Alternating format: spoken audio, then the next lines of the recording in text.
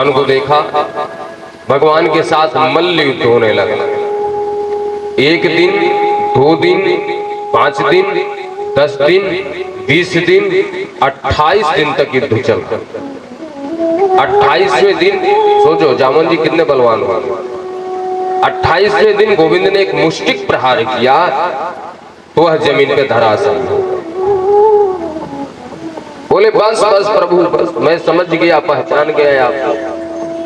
बोले क्या पहचान गया बताओ, पहचानने का मतलब है क्या? अरे आप मेरे राम जी हो। अरे बोले मैं कृष्ण हूं भाई, मैं राम जी नहीं, मैं कृष्ण हूं। बोले नहीं आप तो मेरे राम जी हो। ये बात तब की है जब राम जी वापस आए अवध में, तो सबको उपहार देकर के विदा कर रहे हैं। हनुमान जी को भी दिया गया मोती का माला, आप सबको पता है। सीना चीर के उन्होंने सिया राम को दिखाया है सबको। जामवंत की बारी आई तो प्रभु ने कहा कि आप बताइए आपको क्या चाहिए। बोले प्रभु आपने मेरे अंदर इतना बल दे रखा है कि मैं भी सोचता था मुझसे लड़ने वाला कोई मिलेगा, उस बल का सदुपयोग मैं नहीं कर पाया, इस बात का दुख था। मेरे जैसा कोई बलशाली दूसरा आपने भेजा ही नहीं। एक रावण था लेकिन वो भी एक मुक्का मैंने मारा, वो भी मूर्छित हो गया। थोड़ा देर मुझसे लड़ाई करता, लेकिन यदि मैं उसको मार देता तो आप कैसे उसको मारते? तो क्या मेरा ये बल का दुरुपयोग हो जाएगा? इसका कोई सदुपयोग नहीं है। राम जी ने कहा ना ऐसी बात नहीं है, आप बताएं कहना क्या चाहते हैं।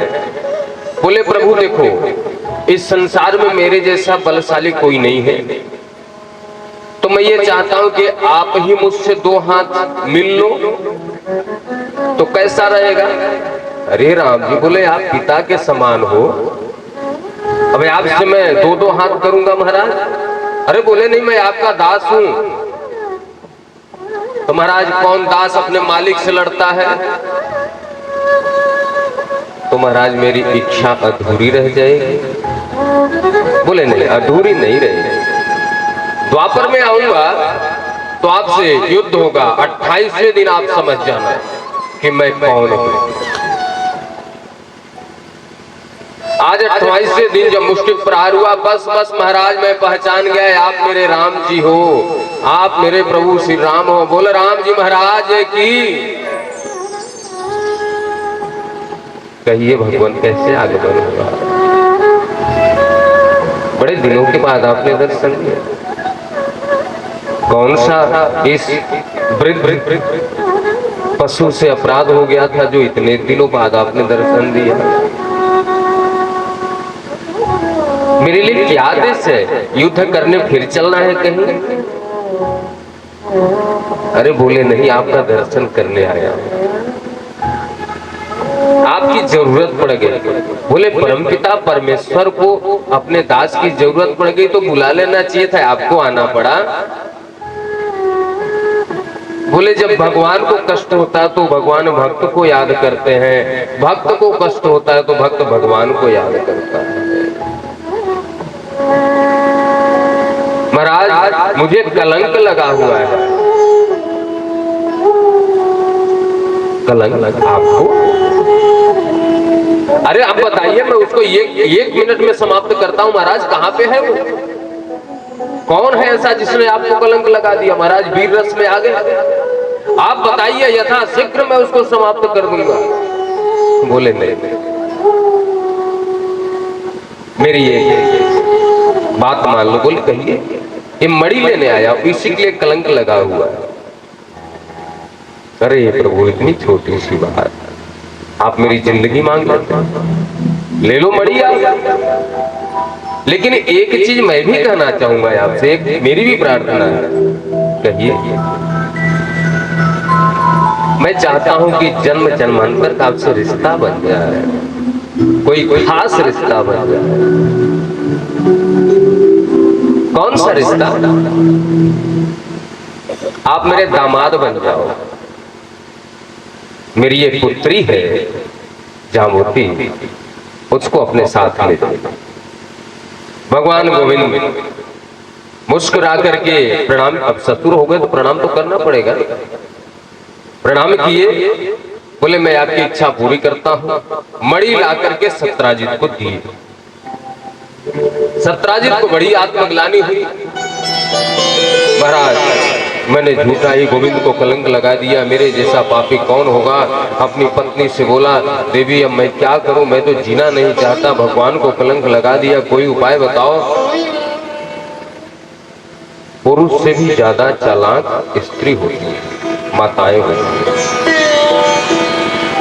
वो अलग बात है कि आंसू बहा के अपने काम करवा लें, पति देवता बेचारे करना ही पड़ेगा भाई, नहीं करेंगे तो शाम की रोटी नहीं मिलेगी। मजाल घर के अंदर प्रवेश कर जाए और थोड़ी बहुत डांट दिया पति देवता ने, मई का जिंदाबाद।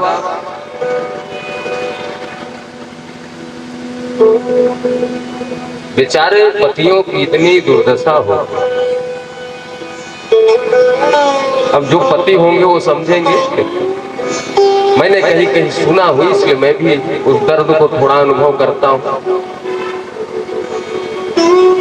जल्दी घर पे आ जाए तो दिक्कत, देर से आ जाए तो दिक्कत, पूरी सैलरी ला करके न दे तो दिक्कत।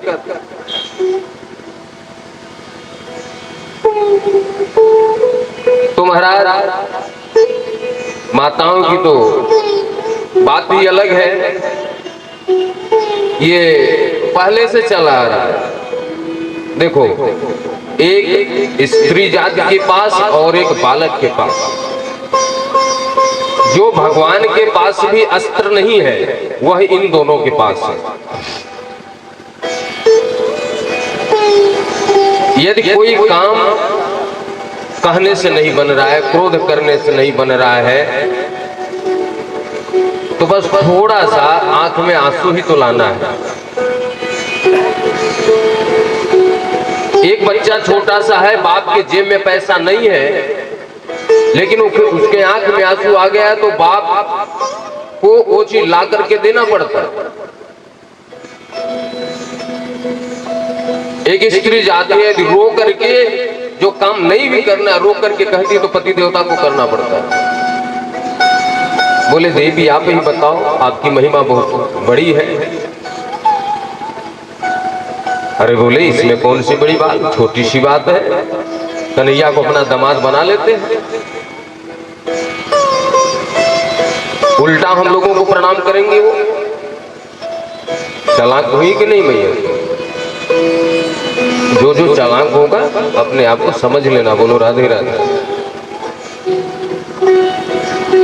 तीसरा विवाह हुआ सत्यभामा के साथ, सत्राजित की पुत्री सत्यभामा के साथ। एक बार कन्हैया अर्जुन चले जा रहे हैं, रथ पे सवार होकर के देखा तो एक राजकुमारी बैठ करके ओम नमो भगवते वासुदेवाय जाप करता। कन्हैया ने देखा, पता लगा भैया किसके लिए बैठी हुई है, क्या चक्कर है। अर्जुन ने जाकर के पूछा, राजकुमारी जी आप कौन हो? अहम देवस्य सवितुर्दुहिता पतिमिच्छति विष्णु वर्णम वरदम तप परमावस्थिता। मैं कालिंदी हूं